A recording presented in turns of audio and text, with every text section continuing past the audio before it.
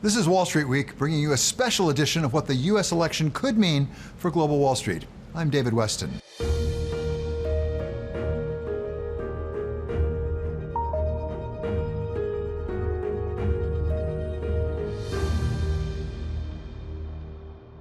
This week, the United States had a presidential contest we were told could be extremely close, that we might not know who had won for days or even weeks, reminding us of another election 24 years ago, when it took over a month to get the results. Here's Louis Rukeyser describing what that did to the markets back in November of 2000. Wow. And you thought the stock market was hard to call. You may not always like the numbers that Wall Street posts, and this week provided some disheartening examples of that. But at least when the market closes at 4 p.m. Eastern Time, you can be pretty sure that they're not going to start a massive recount at 4:05. In the end, it turned out that the 2024 election wasn't so close after all. By early morning the day after, we knew that Donald Trump would return as the 47th president of the United States, and that his Republican Party would recapture control of the Senate by a comfortable margin.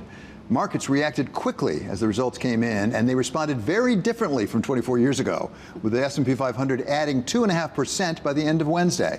So now all our attention can shift from who is going to be our next president to what Donald Trump's second term is likely to mean for the economy, for business, and for markets. Here to get us started on the possible consequences of this year's election are Glenn Hubbard, who served as chair of President George W. Bush's Economic Council and is now a professor of the Columbia Business School, where he served as dean for 15 years, and Rebecca Patterson, former chief investment strategist for Bridgewater Associates. So welcome, both of you. It's great to have you on Wall Street Week. Rebecca, start with that market reaction. That sounds pretty good. Happy days are here again. Do you think that accurately reflects where we're headed as an economy and a business sector? Well, what we know from history is that markets prefer certainty over uncertainty. So the fact that we didn't have a repeat of 2020, the fact that we had a clear outcome, none of that tail risk of undecided elections and contested election, I think that lowered volatility. That added to the rally that we got this week. But in addition to that, obviously a focus on potential tax cuts, which will be made easier by the Senate majority because they can use the reconciliation process, and deregulation. Both of those things seen adding to equity upside. I think there's a lot of questions over what policy happens, how big is it, when does it get enacted, and there's not just a policy to look at. We have to look at the policies holistically, as well as other market forces, whether that's from the ground up, industry innovation, things like technology that could be very additive to the stock market, as we've seen in recent years. And then there's outside forces like what's going on in China, Germany, Japan. What is happening in those countries will affect us as well. So I don't think it's as simple as just saying tax cuts, deregulation, let's party. But for now, I think the reaction we've seen does make sense. Glenn, you know Washington well. Nothing is that simple in Washington, as Rebecca suggests. But overall, net, knowing that some things will get done, some things won't, is this pro-growth? I think it definitely is. I agree with Rebecca that the first and foremost place to start is getting more certainty. That's what markets were liking.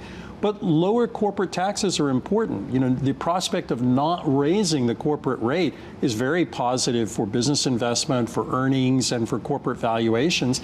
And also just the sense of possibility. What's going to happen with technology? What's the attitude toward newness, toward dynamism? I think markets are a little more positive for President-elect Trump in that regard, and I think we saw all of that. Will it all come to pass? Surely not, but the direction is there. So the election was clearly the big event of the week, but there was another event, actually, which is the Fed, the FOMC coming in. What did you make, Glenn, of their decision to cut another 25 basis points? Well, I think that decision had been fairly baked in and telegraphed by the Fed. How much more cutting the Fed will do is up for grabs. I personally think they probably shouldn't cut much more in the near term, given where I think the economy is.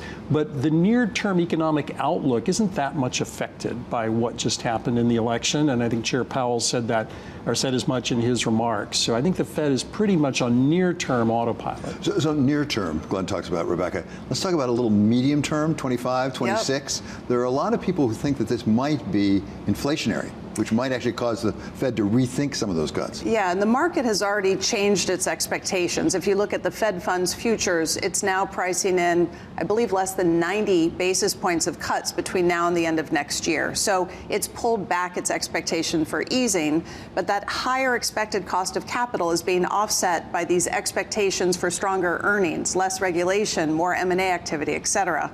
What I would caution investors about is that, again, taxes, deregulation are part of the picture, but not the whole picture. And what we saw in Trump's first term was that stock markets rallied initially, big rally, but then in 2018, as the economy overheated, or threatened to overheat, I should say, the Fed said maybe we need to raise rates faster, make sure we don't have inflation. And the thought of more aggressive tightening, coupled with the trade war that really didn't get going until mid-18, caused the S&P to pull back 20% in 3 months.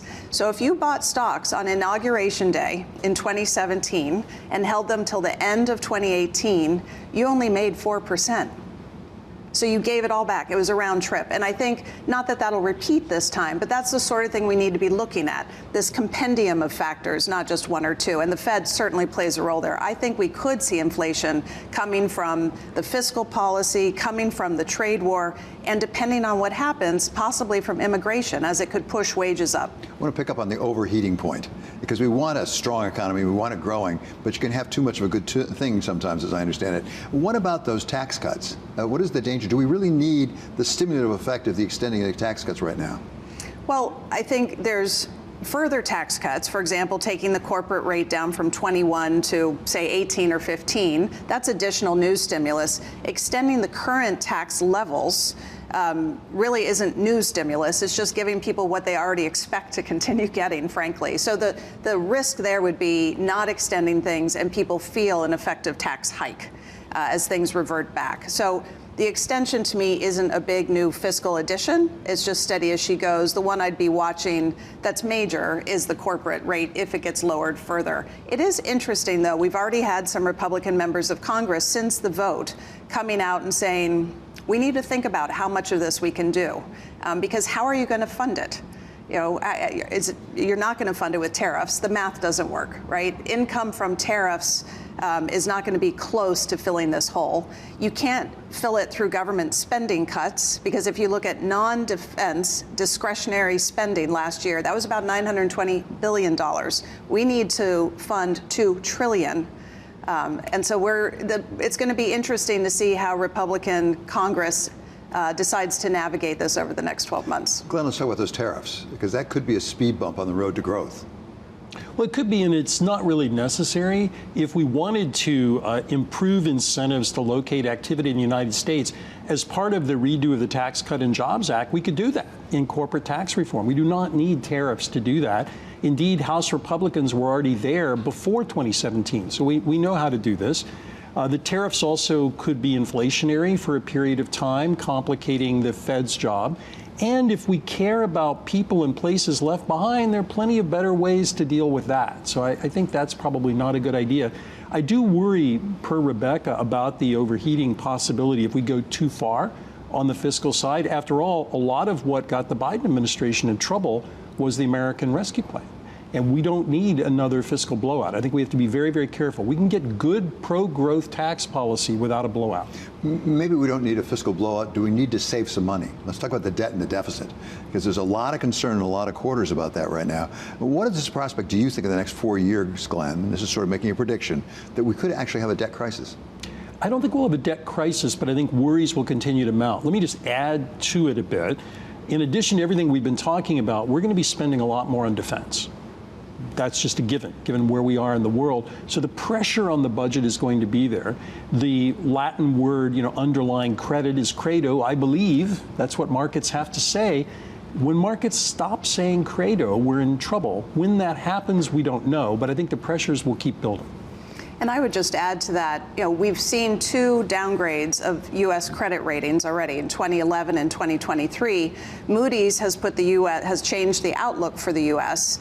And even if we have a functional government, which I certainly hope we do and I think we can expect to, if we have greater concerns about our debt, if we're on a trajectory to 130% debt GDP, it's possible we get a third credit rating downgrade. If the U.S. truly loses its AAA status, I don't know if that would be a catalyst for a debt crisis per se, but it certainly would be moving us towards that risk. Such an interesting point, actually. I hadn't really thought of necessarily, Glenn. That is the fact that there was such a clear decision on Tuesday into Wednesday maybe limits some of the dysfunction around fiscal issues, such as debt ceilings and things. Maybe we don't have to go through that almost near-death experience periodically. I think that's right. Yeah. My concern is that we avoid going through the near-death experience by just blowing up the fisc, and that we shouldn't do.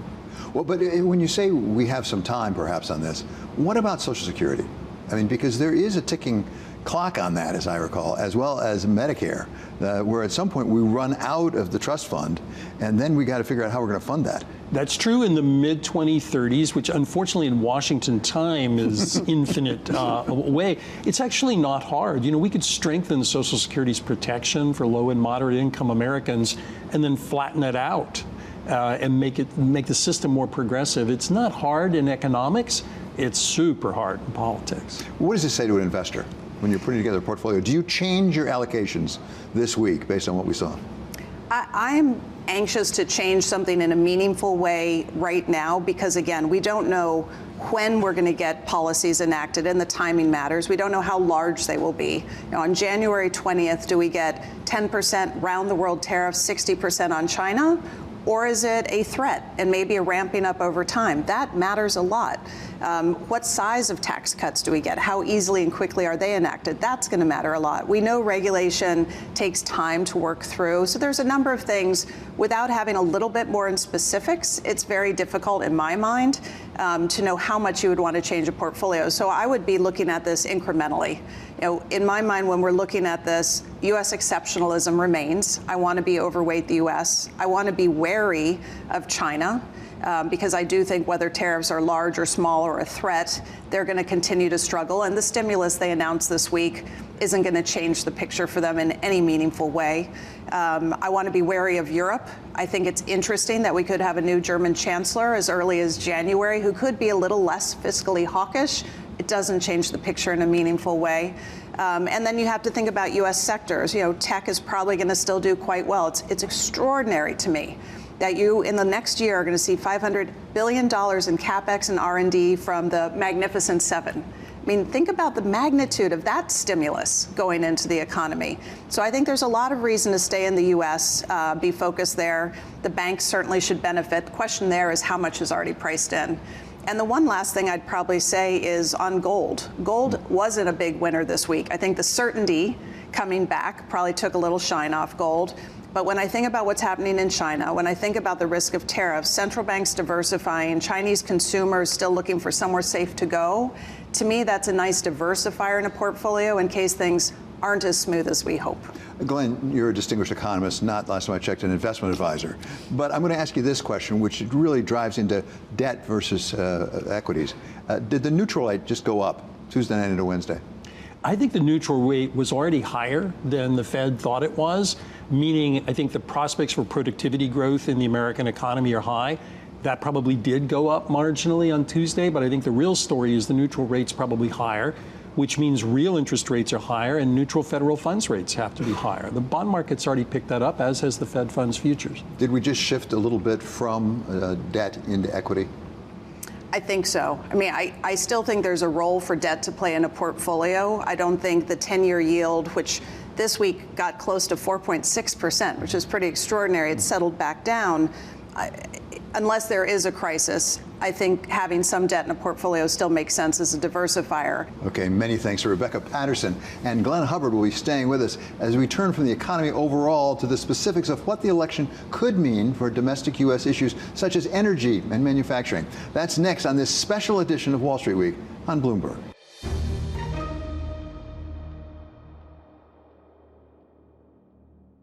This is a special election edition of Wall Street Week. I'm David Weston. The second Trump administration will be important to the U.S. economy overall, but it may have particular importance for certain sectors of the economy. Kayleigh Lyons, co-anchor of Bloomberg's Balance of Power, is here to take us through those sectors. Kayleigh, welcome to Wall Street Week.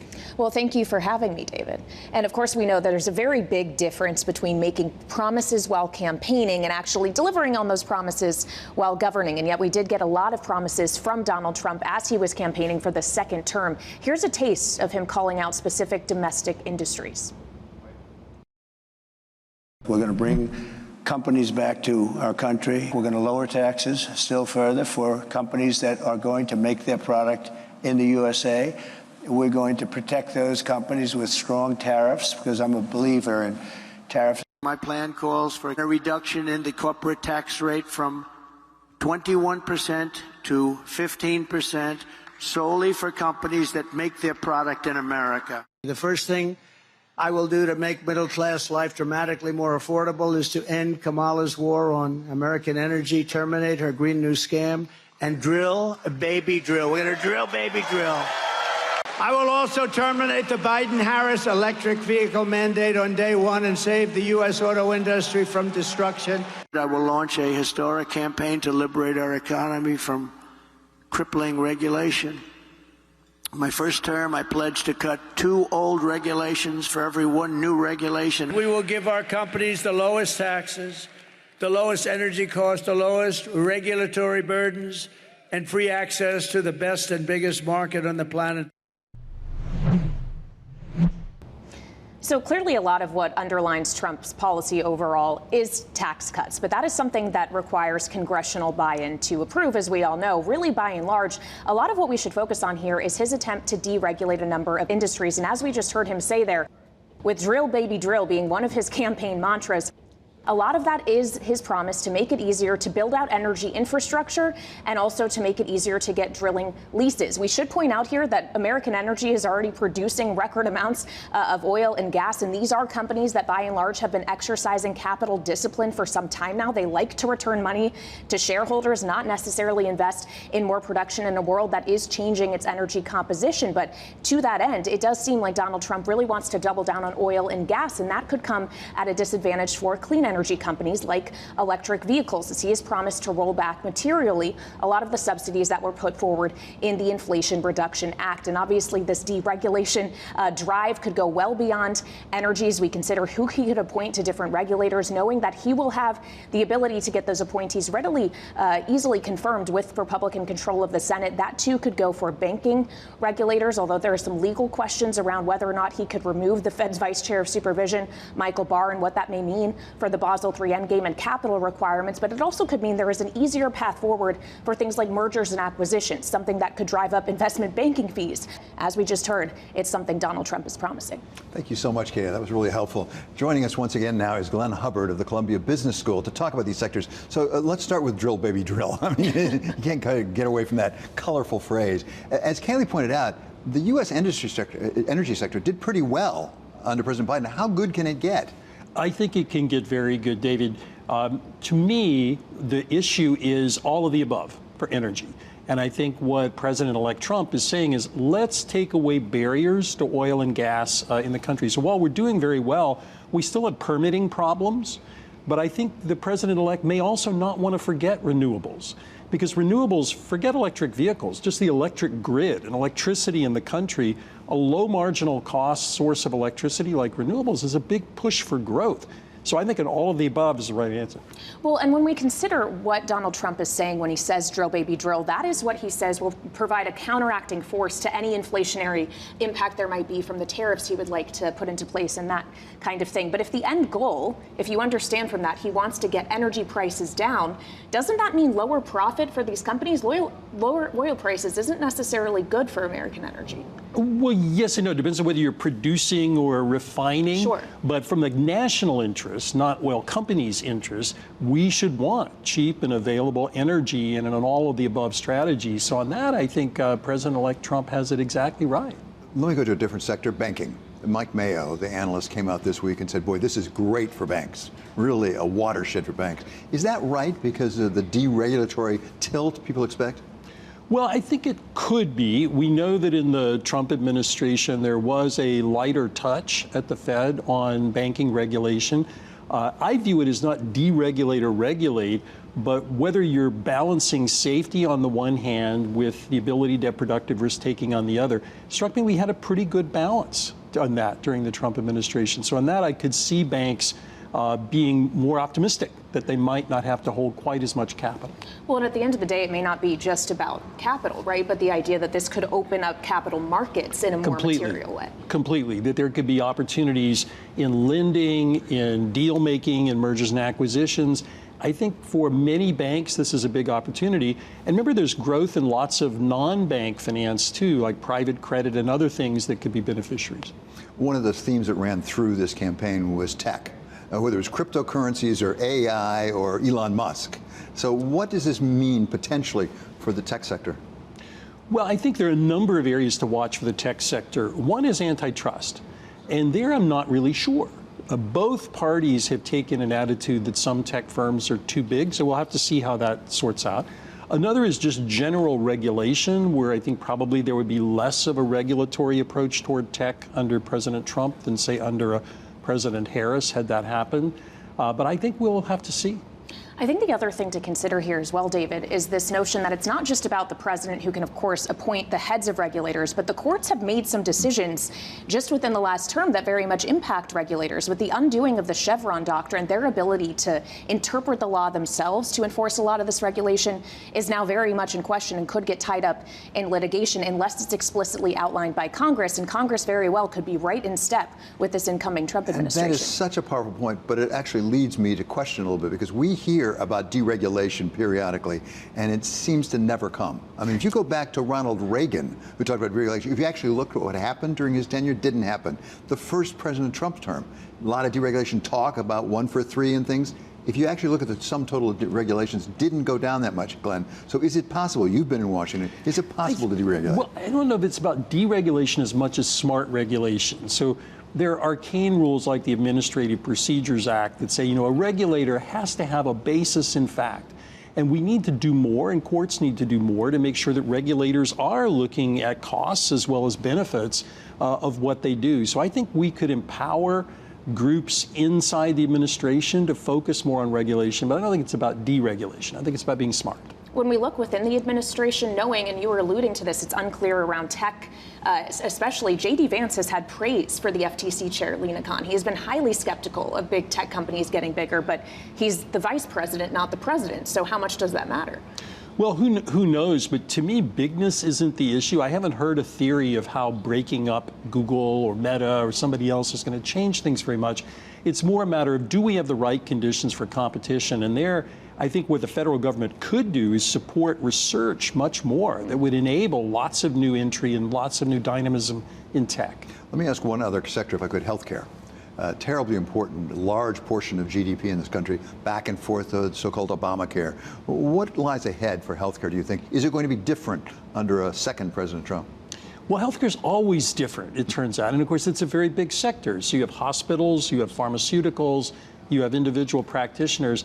I expect that we will see less of a regulatory touch toward healthcare, but still a concern over high and rising healthcare costs that affect the federal government directly through Medicare and Medicaid, but affect the lives of every American. So I don't think the healthcare sector is out of the woods. Well, and it's, as we consider as well, I mentioned this in regard to electric vehicle subsidies that could be rolled back as part of the Inflation Reduction Act. Part of that legislation as well was the ability for these companies to be negotiated, the drug prices to be negotiated by Medicare. So there's also a question of what exactly will happen to prescription drug prices if we get a wholesale repeal of some of this legislation. Okay, many thanks now to Glenn Hubbard of the Columbia Business School and to our colleague Kayleigh Lyons, co-anchor of Balance of Power.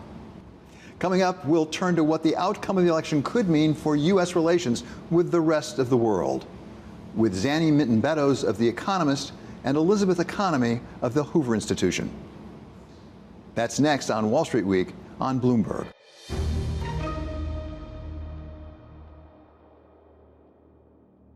Welcome to a special election edition of Wall Street Week. I'm David Weston. Elections have consequences, and this U.S. election may have consequences going well beyond the shores of the United States. To take us through those consequences, we welcome now Zanny Minton Beddoes, editor-in-chief of The Economist, and Elizabeth Economy, senior fellow and co-chair of the program on the U.S., China, and the world at the Hoover Institution. So welcome, both of you. It's good to have you back on Wall Street Week. So let's start with China, because that was in the campaign right the way through. What does China have to look forward to out of the second Trump administration? I think China's probably looking at the return of Donald Trump as short-term pain, but potentially long-term strategic gain. And I think the short-term pain is everything that we heard during the election, during the campaign, which is President Trump promising to levy 60% tariffs across the board on all Chinese goods coming into the United States. There's nothing good in that for China. It's going to take a hit to their economy. It could cost them something like $200 billion, and they'll have to find new export markets for half of what they're already exporting to the United States. So it's a big problem for them at a time when their economy is already struggling. I think they'll try to forestall that scenario. They'll maybe try to play the Price is Right, or let's make a deal with President Trump and figure out, is there a new trade deal to be had, or some kind of phasing in of the tariffs. But I think fundamentally on the economic side, Donald Trump poses a real challenge for China.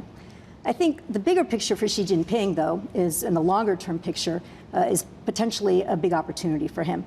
Because what he's tried to do over the past decade is really reclaim Chinese centrality on the global stage. And the chief obstacle to that has been the United States. Right? The United States is the major guarantor of security on the global stage. They are traditionally the protector of open markets and free trade, and of course the strongest supporter of democracy. And for Xi Jinping, that's a problem. And so, but Donald Trump, has not had that same vision.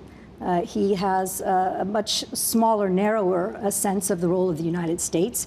He's pulled us out, during his first term, pulled us out of a number of international institutions, like the World Health Organization, the Paris Climate Accords, the UN Human Rights Commission. He downplays our allies, and doesn't see them as beneficial necessarily, sees them as more of a burden than an asset. So the sense that the United States may pull back from its leadership position, I think, opens up an opportunity for Xi Jinping to fill the gap, to step into the breach. Zanny, we've heard repeatedly that Donald Trump likes tariffs. He just likes tariffs, period, and particularly with respect to China. But some people around him say, really, he doesn't mean those tariffs. He means to change the behavior of China. It's a negotiating ploy. What are the prospects that China would actually change its behavior in response to big tariffs? So I completely agree with Elizabeth. I think that in the short term, this is a challenge for China, and I think China would love to do a deal in the same way that it did a deal in Trump 1. The question of Trump and tariffs, I think, is one that, right now the chips have been thrown up. We have no idea exactly where they're going to land. But one area, lots of people say to me, on tariffs, this is really just a negotiating ploy. He wants to do a deal. True, but Donald Trump, for the last 3 decades, has talked about tariffs. He loves tariffs. He says he loves tariffs. And he has a kind of, I don't know how much he has studied the detail of late 19th century economic history in detail, but he talks about that. He harks back to that period as being a great period of American strength. And he has talked on the campaign trail about replacing the income tax with tariffs. So I think he has a fairly fundamental belief that tariffs are a good way of raising revenue, which suggests to me that it's not just a negotiating tool. I think it'll be a bit of both. And so I think Elizabeth is absolutely right. In the short term, this is a challenge for China because its economy is already slowing. And so if there is a big tariff hit, that's not great. But I think Xi Jinping is already banking on a decoupling world economy. He's already banking that the world has been going in that direction, not least because Joe Biden didn't roll back the first set of Trump tariffs. And he thinks that in this world where Trump is harking back to a less extensive role for America, and we really are now in the post-Cold War era. This is the moment, kind of the end of that world that was started in 1945. It will have ended in 2024. And in this new world, China thinks that it doesn't have America setting the rules, and there is much more leeway for it to shape the world as it wants. So, Elizabeth, does Taiwan's proverbial stock go up because of this or down because of this?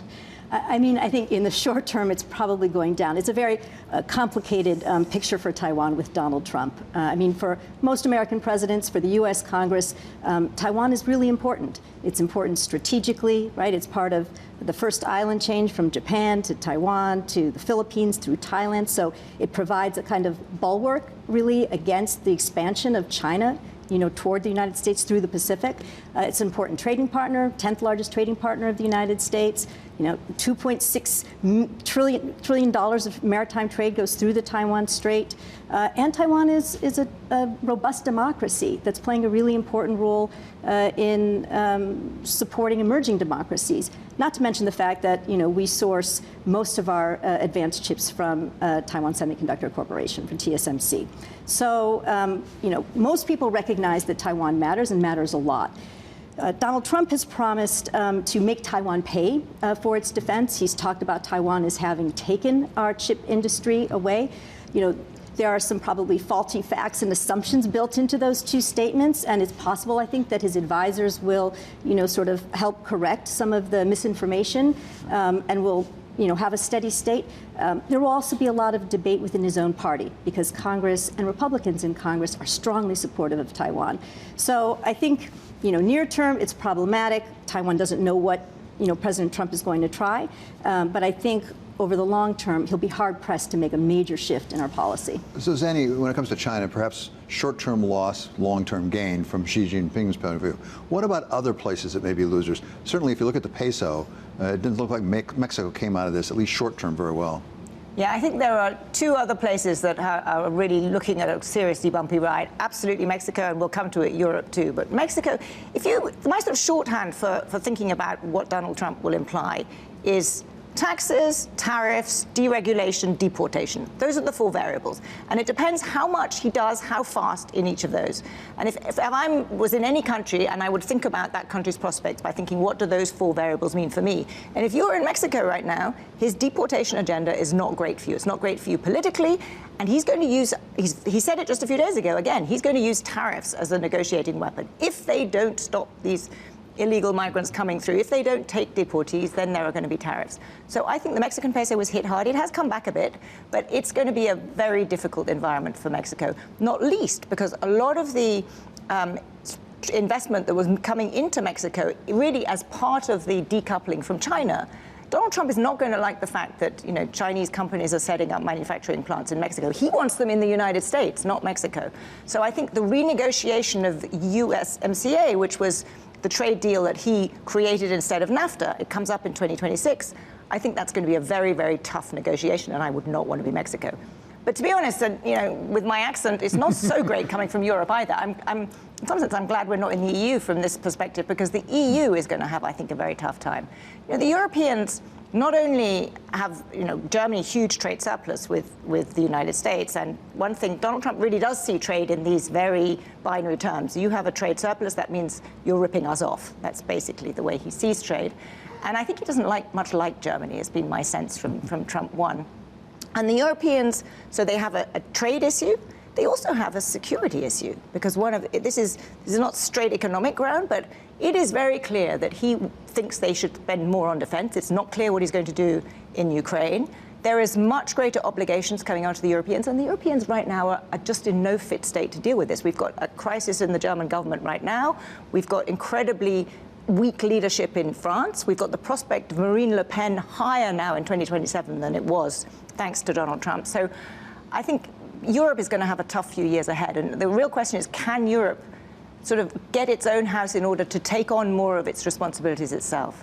Thus far, we've been talking mainly about what the United States and Donald Trump in the second term would do to other countries. What about other countries doing things to the United States? Because it's a two-way street. Like, for example, with China, what are the options open to President Xi? Yeah, absolutely. Xi Jinping has not been sitting still since, Trump won. He has really strengthened his retaliatory toolbox. So, of course, if President Trump goes through with the tariffs, I'm sure we will see a response in tariffs, probably on agriculture, chemicals, machinery, from the Chinese. But they also have a number of other sort of options.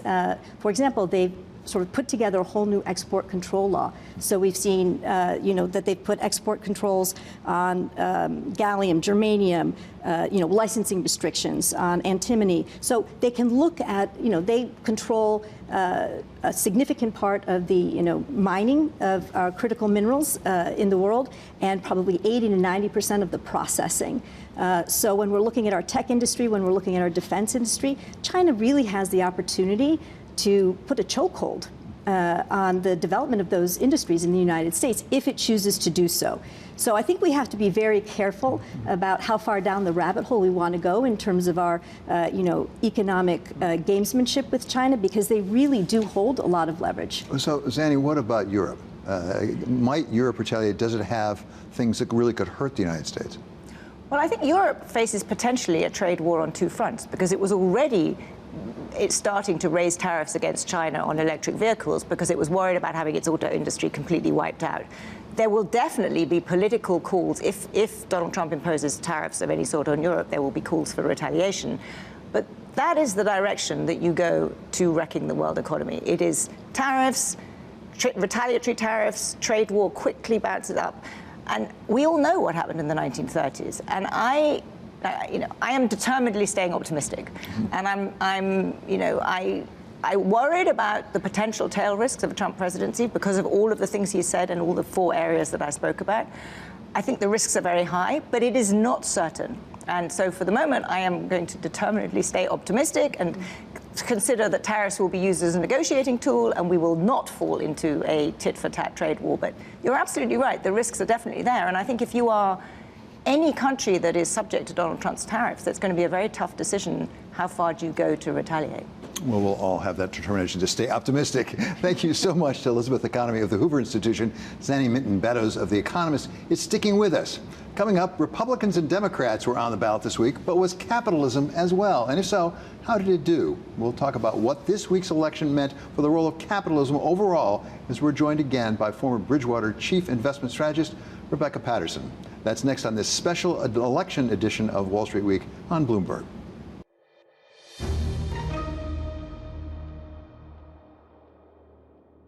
This is a special election edition of Wall Street Week. I'm David Weston. This program each week presents stories of capitalism, the force that underlies the economy, markets, and business.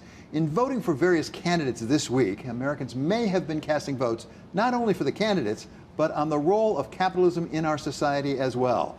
To begin to tell the story of how capitalism fared, we welcome back now Zanny Minton Beddoes, editor-in-chief of The Economist, and former Bridgewater chief investment strategist Rebecca Patterson. So I'm going to start with you, Zanny. If we really say capitalism was on the ballot, how did it do?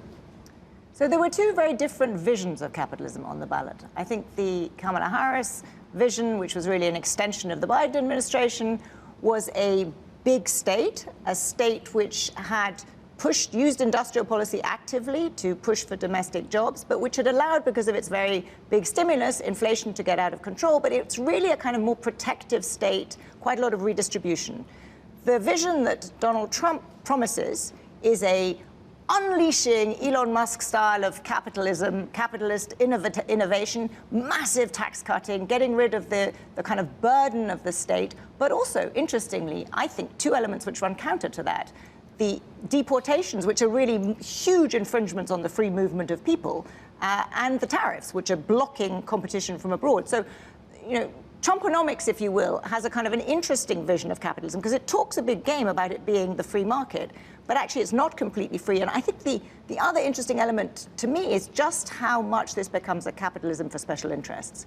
Because if you are a powerful person who has the president's ear, I think, for the coming 4 years, you are going to be so much better off than if you are a powerful person who the president doesn't like. And so I think we could see a deregulatory wave, which would be good for growth and would be more akin to the sort of free market capitalism, but with these constraints that come from tariffs, and then this very weird winner picking that depends on whether President Trump likes you or not. So Rebecca, I want to pick up on what Zanny said, talk about the free movement of people across borders. What about the movement of capital? Because an essential part of capitalism is free movement of capital. And we hear, for example, inbound investment regulations, particularly on China. Will the Trump administration this time allow capital to move freely? Well, certainly there's a hope that these tariffs, and we've heard this on the campaign trail, that the tariffs will force foreign companies to invest more in America. If you don't want to be tariffed, bring your companies, your workers, your technology, your money here. I think there's a question if that will happen. In Trump's first term, we actually saw a bit of a slowing in foreign direct investment into the United States. And I don't know what will happen. I don't think anyone does for sure. But if we had tariffs across the world, around everyone, is it going to make our foreign allies more or less excited about putting money here. And so I worry a little bit about capital coming in, and that capital is important. You know, we talk about a manufacturing renaissance. Last year, almost a quarter of all manufacturing jobs were for U.S. affiliates of foreign companies. So this FDI, this foreign direct investment that comes in, builds factories. It gives us tech transfer, which helps our capitalism. TSMC, Taiwan Semi in Arizona, great case in point. But it does create jobs. So I think we need to be careful about that capital movement. And to your point, CFIUS, so basically the multi-agency group that's trying to oversee money coming in and out of the country for national security reasons, there's a good chance that gets tightened further. And so that could also slow capital coming across borders. And I generally think the more of those restrictions, all else equal, I think it can be a net negative for the U.S. Now, of course, national security matters, but we want to be careful we don't push that envelope too far. I mean, the interesting thing about the U.S. is that this election has happened at a time when the U.S. economy is, as you've discussed many times on this show, is in an extraordinarily strong situation. Mm-hmm. And that doesn't mean I'm not belittling the very real concerns people have had about high inflation. But right now, this is an economy that is the envy of the world. And it's been the envy of the world because it is a magnet for global capital. It's a place where innovative ideas, thanks to liquid capital markets and venture capital and so forth, can be turned into huge businesses very quickly. There is a relatively light regulatory touch, but there is a rule of law that people believe in, and there is a kind of stability that comes from institutions that are there and sort of set the rules. And I think all of those things are potentially kind of being thrown up in the air, and they may come to a better place. I mean, if Elon Musk comes in with his Department of Cost Cutting and finds $2 trillion to slash from the federal spending, it's going to be dramatic change. Some of that change may be good. Some of it, I would imagine, would be, gut-wrenching and probably not so good.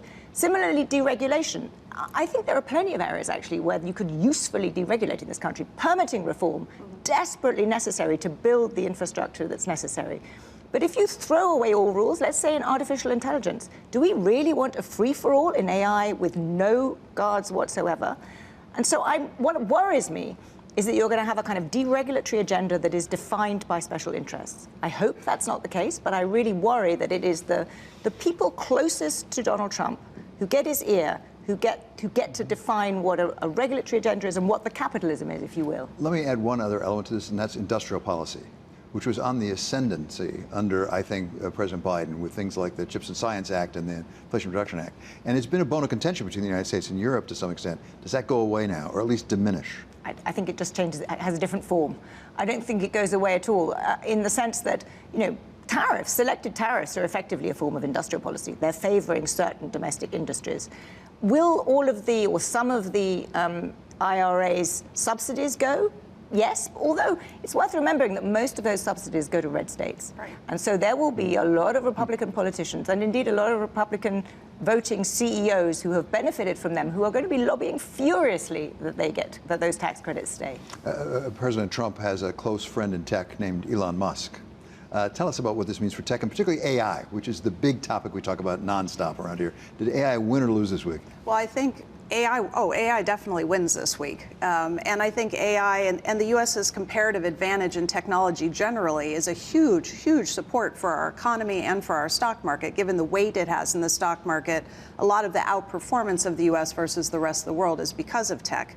I agree with Zanny, though. I mean, when you think about the executive order that got passed last year in the United States around artificial intelligence, it wasn't trying to stymie innovation. It was meant to ensure that there was collaboration between the public and private sector and between the U.S. government and its allies. So we're all understanding leading edge technology the same way, and we can look out for those risks and make sure that AI gives us the benefits, and hopefully we minimize some of the negative tails that could come from AI.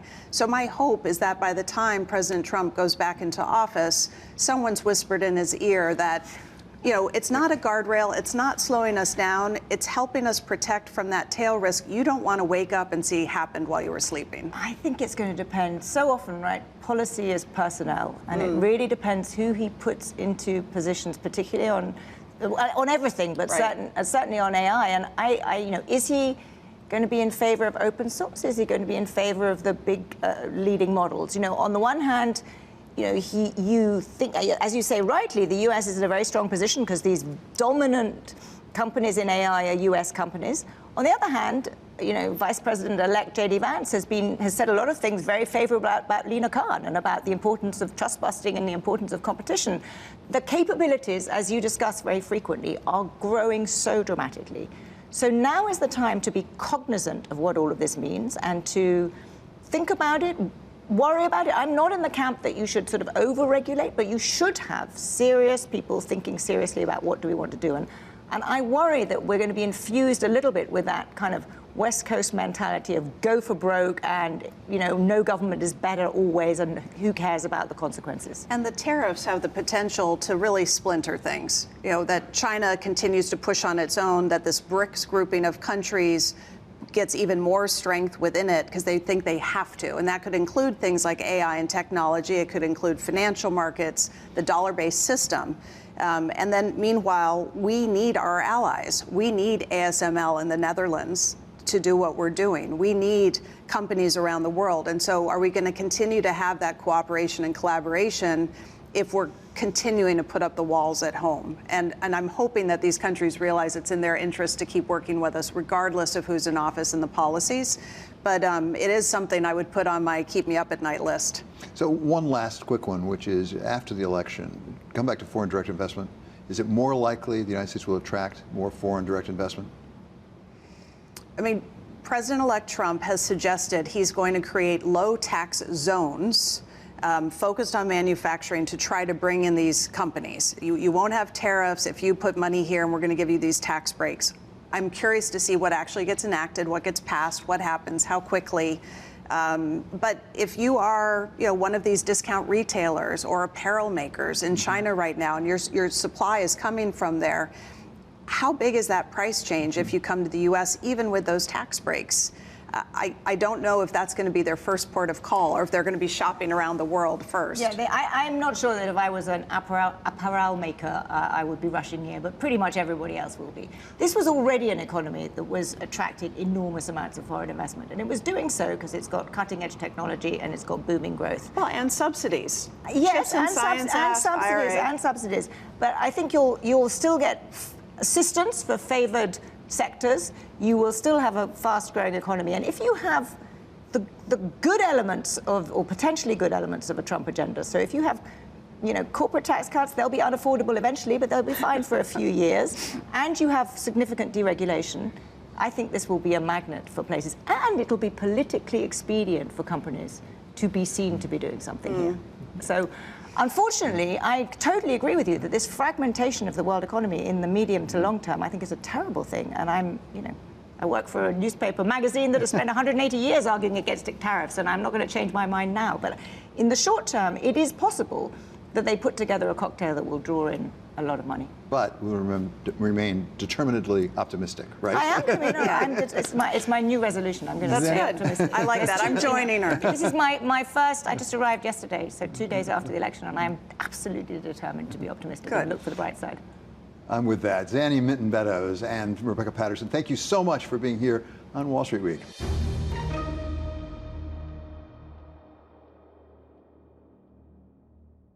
Many thanks to Zanny Minton Beddoes and to Rebecca Patterson. The legacy of any president begins with the person in the Oval Office, but it will depend in part on the advice given by the president's most senior advisors. As we anticipate the second edition of the Trump presidency, author and editor Peter Osnes has brought us a rich description of one of the most consequential of those relationships. LBJ and McNamara, the Vietnam partnership destined to fail, provides a cautionary tale for any president, including the man about to become the 47th. Their deeply held belief was that they were advisors, that it was the president who was elected by the American people, and their job was to advise, give the best of their opinions and their analysis, but then it was up to the president. In the case of McNamara and John Kennedy, the vibe was quite different because Kennedy was quite different. Johnson, for all of his political skill and his bluster and everything, was really insecure on the issues of foreign policy. which is why there was so much confusion about how exactly to deal with Vietnam. Their role was advisors, not deciders. And I think that is something that most people can't fully appreciate, that the most sort of senior and estimable figures around a president ultimately have to defer to the president. And even Henry Kissinger, ultimately. You could see in all of his conversations with Nixon. In the end, it was Nixon. And Kissinger would say what Nixon wanted to hear, usually. And McNamara with Johnson, for as long as he could, he said what he thought and what he thought Johnson needed to know. But when that ran out, that was between 1964, when Johnson became president, and 1967, 68, then he really had no choice but to leave, because he knew that his advice was no longer relevant to Johnson's plans. Did there come a point where Robert McNamara, on his own, had decided Vietnam was a mistake, it could not be won, and at that point, did he directly tell Lyndon Johnson that? Not directly until 67. But I think, and this is certainly the point of the project that I undertook, was I think they both knew as early as 64, 65, and particularly by 65, they knew conventional victory was impossible.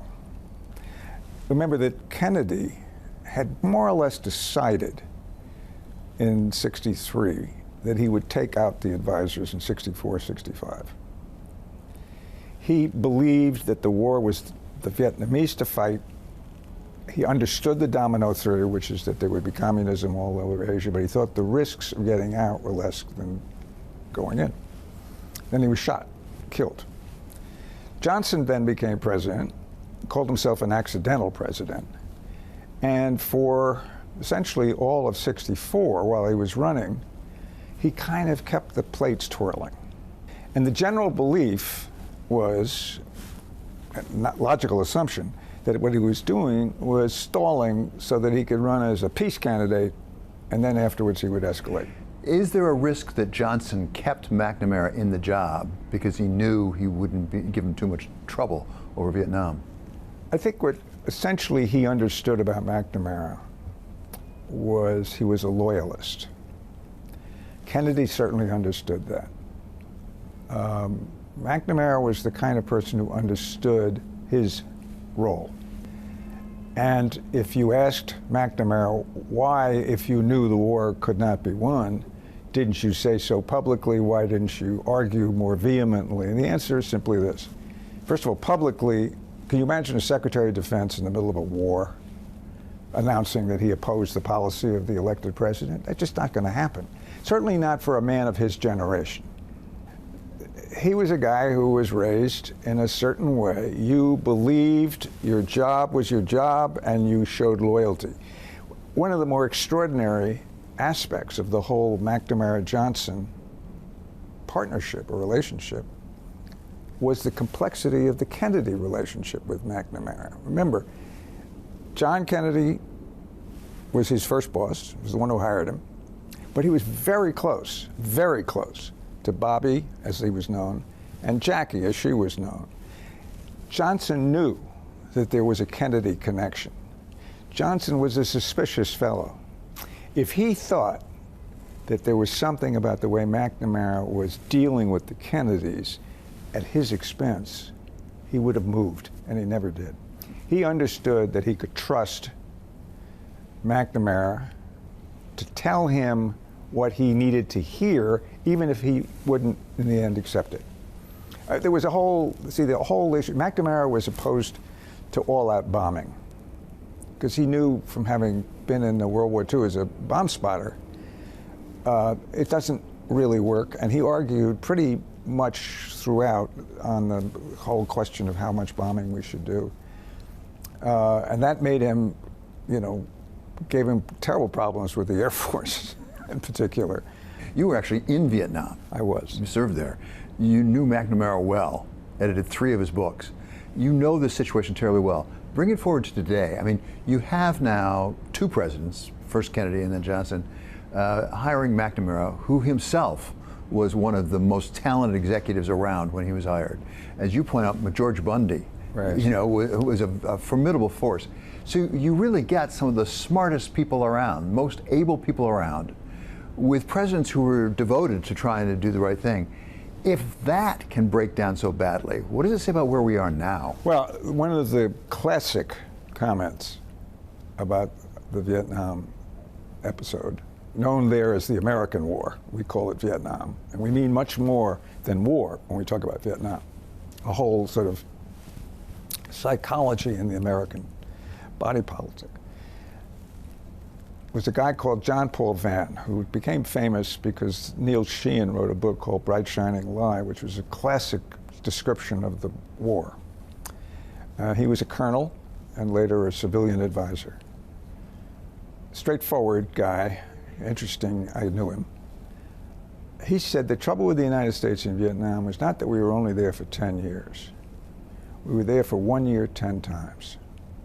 And if you look at the modern American history, since we moved from the classic big unit wars of World War I and II, was we make the same mistakes. Iraq, God knows, I think history has shown, was a mistake in the way we chose to do it. Afghanistan was a mistake. 20 years in Afghanistan, and we left, and within a week, the enemy took over.